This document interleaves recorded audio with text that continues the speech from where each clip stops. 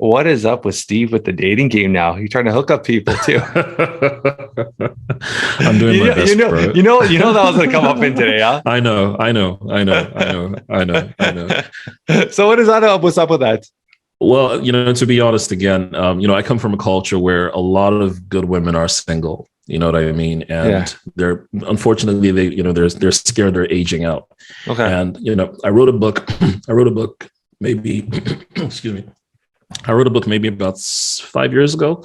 I called it From Friend to Fiance, how to get him to want you without letting him know you want him to want you.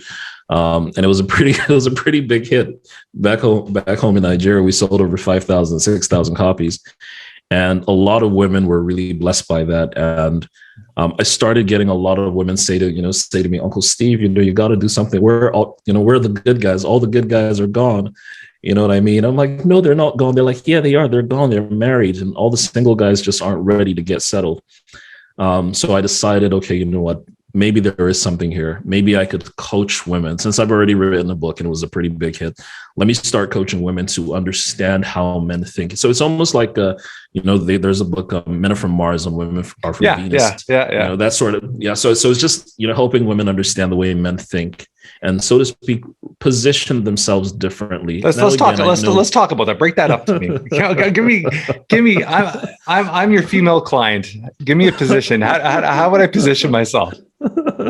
So we've got to think about different contexts. So now this is a more Western context from where I come from. Okay. So the cultural nuances might be a little bit different. Yeah, that's fine. Yeah. So give you an example. So back home in Nigeria, there's a narrative. Women say, "I'm not going to settle. I'm not going to settle. I'm not going to settle."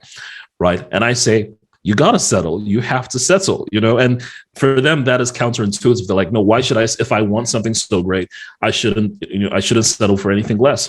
And I say to them that, the difference between men and women, how they think. For example, a woman feels like, let me put it this way. A woman feels like she doesn't have to settle for less. So subconsciously, she suggests that she is more. So because I am more, I will not settle for less. Now, when guys don't think that in marrying you, they're settling for less. A man does not have, this is better, this is worse, this is better. He's not making a decision based on, the fact that, I want you means that I'm settling for you. Men don't generally think that way. So which way, how do men think? So in my opinion, African men, basically, African men we don't have a Richter scale.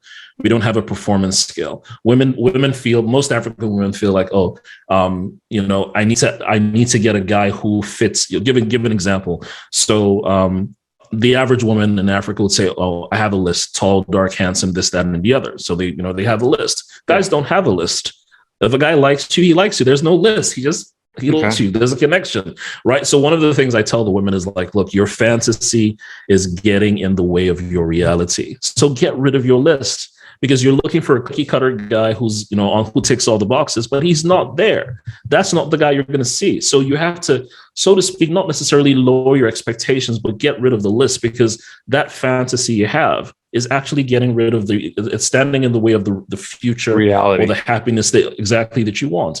So it takes a lot of unlearning and, so to speak, retraining, because I don't know, again, like I said, I come from a culture where, yes, of course, every woman is upwardly mobile and they're doing all the right things. But for many women who've grown up in church, they've heard the narrative of, so he who finds a wife finds a good thing. Some of the scriptures that we say, which are great. But then again, sometimes women feel like, they're the prize to be won. But I'm saying, listen, the reason you're aging out, unfortunately, might be because the guys that you want are no longer within your market. So let me give this example. So please forgive me who's going to listen to this podcast. I do not mean to offend. This is a cultural nuance that is particular to me. All right. So if you're Western, this is my caveat. This is my disclaimer. Don't cancel me. All right. I'm gonna put a big stamp on this thing. Yeah, just put a big stamp on this. Right. So I'll give you an example. So I say, and I explain to the women this way. I say to them, if you have a chocolate bar, Jeff, and you priced it at $1,000 and you put it right there on the store, It's right there in the display case. And people come and they see the chocolate, it's beautiful. And once they ask for the price, oh, it's $1,000. They're like, oh, heck it, nah, I can't afford that. And they walk away. And I say, after a while, if the chocolate bar has been there, even though this chocolate bar was, it got, the manufacturers got the cocoa beans from maybe Brazil, and it was assembled in Switzerland and sold in the US, as long as it's out of their price range, they're not going to buy it. Now, eventually, what's going to happen is that if the store manager recognizes this bar has been here a long time, what's going to happen? He's going to lower the price. Yeah. He's going to discontinue or put it on sale. Now, guess what's going to happen? It doesn't mean, so for example, in reducing the price of the chocolate, it doesn't mean you're reducing the value. I'll put it this way. So the chocolate bar does not lose value because the price was reduced. If the price is reduced, it's now making it more accessible to a market that can afford it. So unfortunately, what happens with most women, most African women, is they put a price on themselves and say, this is the price, and if you can't afford me, go. Now, unfortunately, it's a buyer's market, not a seller's market. So unfortunately, in Africa, there are more men than women, right? So it's a buyer's market. So he's going to feel like, well, if I don't buy you, and please forgive the term, if I don't purchase this chocolate bar, I can go right next door. I'm not losing anything. So at the end of the day, don't just put a price on you and say, this is my fixed price and I'm not negotiating. You don't lose your value by reducing your price. Reducing your price just makes you more accessible to a market that still desires you but couldn't afford you. So it's a totally different conversation. But the beautiful thing about it is a lot of the women, when they come in the program, what about the expiry date there? Well, I don't go there, bro. I do not go there. I don't go there. Because these are the things that, have been sold to women again, to say that, of course, there's an expiry date and this, that, and the other. But it is. I mean, when it comes to relationships, the first thing, whether people are going to admit it or not, a long-term relationship, you might start bypassing that when you get to know somebody. But right. Initial is attraction. Let's be honest. Yeah. Okay. There has to be some physical attraction there. And then from there, you get to obviously know the person, and you're trying to essentially find, for a partner, you're trying to find your best friend. Yeah. There is going to be a time when looks are not going to matter. True. And if you don't have, I remember it was, I don't remember who said this. It was literally, I think it was like Tom Cruise or something. I was listening to an interview once, and he says, when you get married, you always have to have that mindset that, knock on wood, there's an accident and your partner's disfigured. Absolutely. Are you going to not love them as much anymore?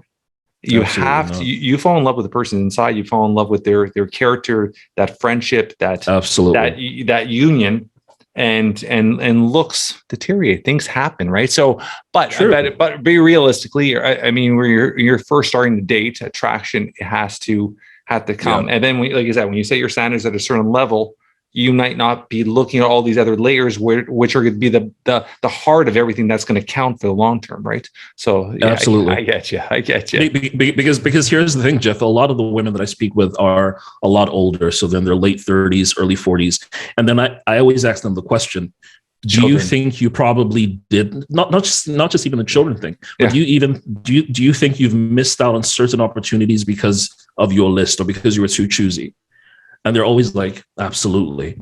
And one of the things that I always reiterate to them is, love is a gift, but it doesn't always come in the package you want. Yeah. Right. Love is a gift, but it just doesn't always come in the package you want. So what many women are doing, unfortunately, is they are throwing away the gift because it didn't come in the right gift box. When you buy a cologne, what you want is the fragrance. You throw away the box. When you buy a computer, an iPad or a Mac, you throw away the box, right? But what many women are doing is that they're saying, look, if it doesn't come in this box, I don't want the gift. But love is a gift. It just doesn't come in the package you always want. But I think we're preset to always be attracted to the package. When you go to a grocery store and you see 30 olive oil bottles on the shelf, all different brands, the one that catches your eye is the one you're going to push to first, right? So there's two sides to it, right? There's two sides to it, but I get you. And you have to understand too, there's exactly what you're saying. There is a time when as a female, if you do want to reproduce and have children and stuff like that, you have to look at all these factors, right? But true. Who would figure Steve, the love connector?